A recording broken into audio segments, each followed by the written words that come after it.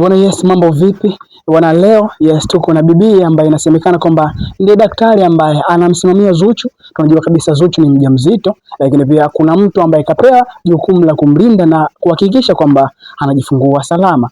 Dada huyu hapa anaitwa Harmon. Unajua jina lenyewe kwanza la ni kama la Kifaransa fulani. Dada habari? Salama.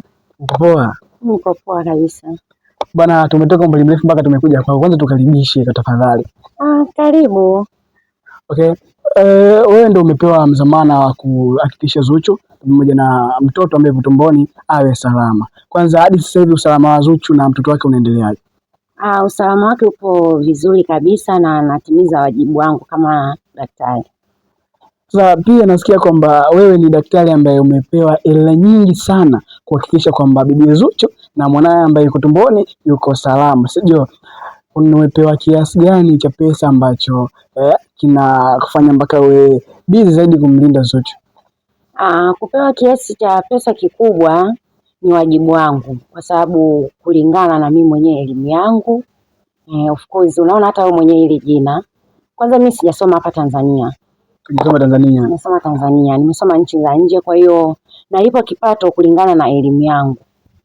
Kwa hiyo una elimu kubwa sana. Na elimu kubwa sana. Na hii kazi kakupa Diamond mwenyewe au ya familia yote imekaa yamefikiria na wakaamua kukuita na kukupa hii kazi? Najua familia ndio ilikaa, ila mimi nilikuja kuitwa na Diamond na Zuchu, lakini kiujumla walikaa kwanza familia. Okay, na umesema kwamba wewe ndio unalipwa hela kubwa. Uwezi kututajia labda kiasi cha pesa? Siwezi nikataja kwa sababu ni siri. Kwa sababu mtu yoyote wewe uwezi ukaenda ofisini ukataja kiasi unachopewa. Kwa hiyo mimi napewa kulingana na kazi yangu. Okay. Yes. Umesema kama unapewa kutokana na kazi yako. Wewe unaona kabisa unachopewa unastahili, ni hujadhulumiwa? Yaani nastahili kabisa, tena ikiwezekana nilikuwa naomba tu tena waniongezee kwa sababu mimi elimu yangu ni kubwa sana. Na nimetumia nguvu kubwa sana. Yaani tuseme wazazi wangu walitumia nguvu kubwa sana hadi kuipata hii elimu nilionayo. Okay. Kwanza Zuchu ana watoto yaani ana mapacha au ana mtoto mmoja? Hiyo ni surprise yake yeye. Nasikia Zuchu mjeuri sana kwenye masuala tofauti tofauti. Vipi na wewe anakuletea ujeuri?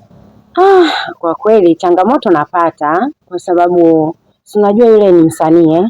Kwa muda mwingine ukimwambia muda wa kufanya hivi anataka anze kutunga mistari. Kwa hiyo kiujumla yeye anataka akishajifungua mtoto amfanyie mwanae surprise za nyimbo. Kwa hiyo muda mwingine napata shida sana. Changamoto gani ambayo kubwa ambayo yani mara kwa mara Zuchu anakuwa anaifanya yani inakuwa kwako inakusumbua?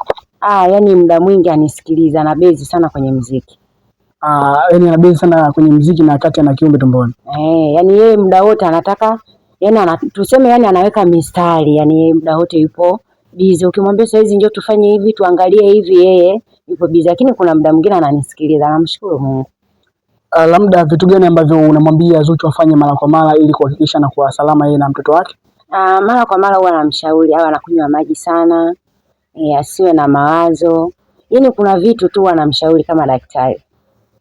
Asiwe na mawazo. Na unaposema asiwe na mawazo, hivi karibuni kuna kitu kimemtokea, inasemekana ni kitu ambacho kinampa stress sasa hivi, na tunamuona mpaka ameposti kwenye ukurasa wake wa Insta story inasema kwamba yes ameachana na mwenzie. Yeye yenyewe inamstress. Wewe unatumia nguvu gani yes ya kumfanya awe sawa kwenye mazingira kama haya? Kama nilivyosema nyuma, nilisema mimi nina akili nyingi sana.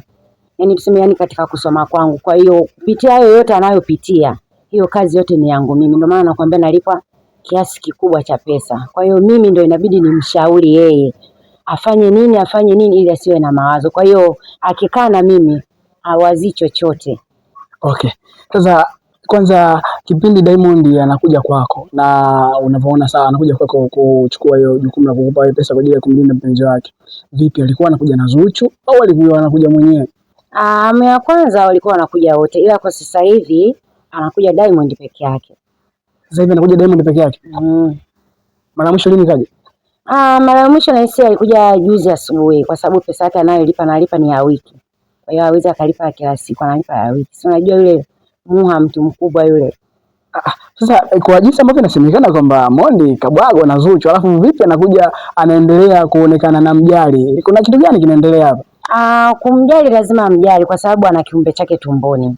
na isitoshe sheria ndio inayofanya hiyo kazi. Wenyewe kama wamebwagana wabwagane, ina maana hawatarudiana kimahusiano, yani kufanya tena tendo la ndoa. Lakini kwa vile ana kiumbe chake tumboni, lazima mhudumie kama mwanaume na yule kama ni mwanamke.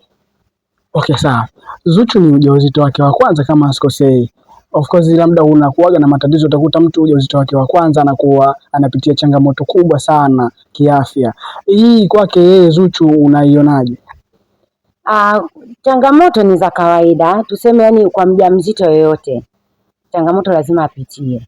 Lakini kulingana na yeye mazingira aliyopo, familia yao ilivyo, na mimi mwenyewe kulingana na kazi yangu, mimi ndo maana nikakwambia ndo kazi yangu kumweka yule awe sawa. Ushawahi kukutana na mama yake na Zuchu? Sijawahi kukutana naye.